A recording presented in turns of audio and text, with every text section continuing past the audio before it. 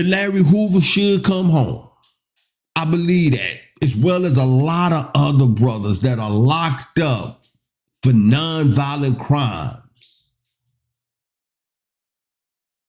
Hunter Biden was a criminal. He lied.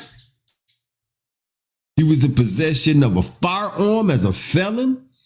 He is a crackhead. This list goes on and on. He's probably guilty of espionage. This list goes on and on, but yet his daddy, because of who his daddy is, pardoned him.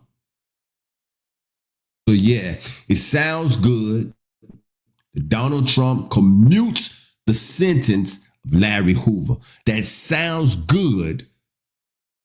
But the question I'm asking, has he done anything?